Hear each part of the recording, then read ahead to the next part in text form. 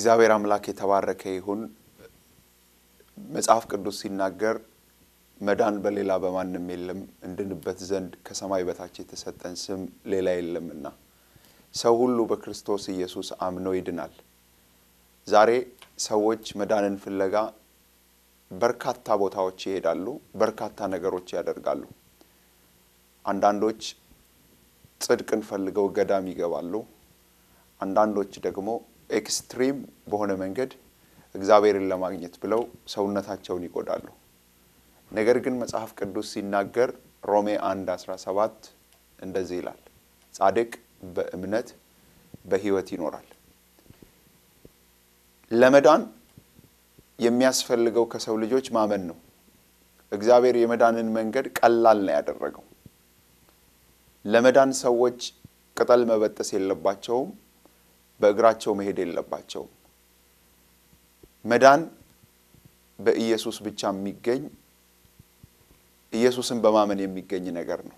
ዛሬ ሰው ሁሉ በክርስቶስ ኢየሱስ ካመነ ይድናል። ያመነ የተጠመቀ ይድናል ይላል። በመጀመሪያ የምናምነው በልባችን ነው። ሰው በልቡ ቢያምን በልቡ ያመነውን ደግሞ በአፉ ቢመሰክር ይድናል ስለሚል ዛሬ ይህንን መልእክት የምትሰሙ ሰዎች ለመዳን ከፈለጋችሁ ብቸኛው መንገድ ክርስቶስ ኢየሱስ ነው። ሰውና እግዚአብሔር በኃጢአት ምክንያት ተለያይተው ነበር። በኃጢአት ምክንያት ሰው ከተቀመጠበት ከመልካም ስፍራ ከገነት ከእግዚአብሔር ጋር በመጣላት ከዚያ ስፍራ ወጥቶ ነበር።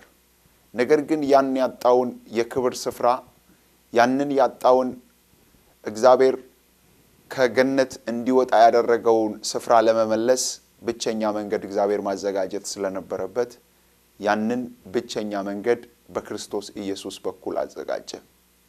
ሮሜ መጽሐፍ ላይ ሲናገር ኃጢአት በአንድ ሰው ምክንያት ወደ ዓለም ገባ ይላል። በአንድ ሰው ምክንያት ኃጢአት ከገባ በኋላ በአንድ ሰው ምክንያት ደግሞ መዳን ገባ ይላል። በአዳም ምክንያት ኃጢአት ገብቶ ነበር፣ በክርስቶስ ምክንያት ደግሞ ሕይወት ሆኗል። ይሄ አስደናቂው የደህንነት ምስጢር ባክግራውንዱን ወይም መሰረቱን ካወቅን ከመጭበርበር ከመደናገር እንድናለን። ዛሬ መዳን የሚፈልግ ሰው አለ። ያ ሰው በክርስቶስ ኢየሱስ ማመን በልቡ አምኖ በአፉ መመስከር እሱን ካደረገ በቀላሉ ወደ መንግስተ ሰማያት ይገባል። አንደኛ ዮሐንስ ላይ ሲናገር እንደዚህ ይላል፣ እግዚአብሔር በብዙ ጎዳና ለአባቶቻችን ተናገረ፣ አሁን ግን በዘመን ፍጻሜ የሁሉ ወራሽ ባደረገው በክርስቶስ ኢየሱስ ተናገረ ይላል። ስለዚህ የመጨረሻው መንገድ እግዚአብሔር የተናገረበት ክርስቶስ ኢየሱስ ስለሆነ በክርስቶስ ኢየሱስ ሰዎች አምነው የዘላለምን ሕይወት ይዘው ከዘላለም ጥፋት ይድናሉ። ይህ የወንጌል መልእክት ነው።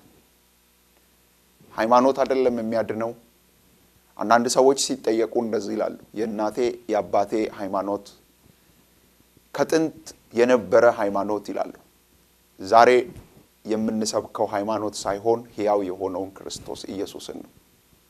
ሰዎች ሁሉ ከጨለማ ወደሚደነቀው ብርሃን መግባት መቻል አለባቸው። እሱም መንገዱ አንድ ነው፣ ክርስቶስ ኢየሱስ ነው። መጽሐፍ ቅዱስ ሲናገር ኢየሱስ ክርስቶስ በተወለደበት ጊዜ ለመላእክቶች ተገልጦ ዛሬ በዳዊት ከተማ መድኃኒት የሆነው ክርስቶስ ኢየሱስ ተወልዶላችኋል ይላል። ይሄ መድኃኒት የሆነው ኢየሱስ ክርስቶስ የኃጢአት መድኃኒት ነው፣ ለተጨነቀ መድኃኒት ነው፣ ግራ ለገባው መድኃኒት ነው፣ መሄጃ ላጣው መድኃኒት ነው፣ ራሱን ለመስቀል ለሚፈልገው መድኃኒት ነው፣ ለኑሮ ጣዕም ነው። ዛሬ በምድር ላይ በርካታ ህመሞች መድኃኒት የላቸው። ወደ ክርስቶስ ግን ሰው ከመጣ መድኃኒትን ያገኛል። ለማንኛውም ህመም መድኃኒቱ ክርስቶስ ኢየሱስ ነው። መድኃኒት ስለሆነ በቀላሉ ሰው ሁሉ ከወሰደው ሰው ሁሉ በዚህ መድኃኒት ይፈወሳል።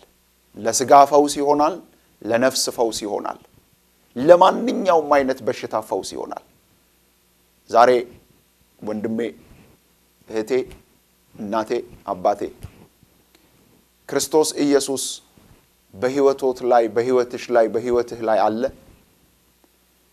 ክርስቶስ ኢየሱስን አንግሰኸዋል ክርስቶስ ኢየሱስን ተቀበለከዋል ህይወትህ በምን ላይ ነው ያለው ያዕቆብ መጽሐፍ ላይ ሲናገር እንደዚህ ይላል የሰው ህይወት ታይቶ እንደሚጠፋ እንፋሎት ነው ይላል ህይወታችን ምንድነው ይላል ጠዋት ከንቅልፋችን ተነስተን ማታ ጤዛ የነበረ ሳር ስትመለከቱት ከተወሰነ ደቂቃ በኋላ እንደሚበን እንዲሁ አናውቀው ነገ በእኔና በእናንተ ህይወት ውስጥ የሚሆነውን ስለማናውቅ ዛሬ እግዚአብሔር ቀን ሰጥቶናል ህይወታችንን በመልካም መንገድ እንድንመራ እግዚአብሔር ይናገራል የዛሬው መልእክት መዳን በሌላ በማንም የለም እንድንበት ዘንድ ከሰማይ በታች የተሰጠን ክርስቶስ ኢየሱስ ነው ፈቃደኛ የሆነ ሰው ይህንን ጸሎት አብሮኝ ይላል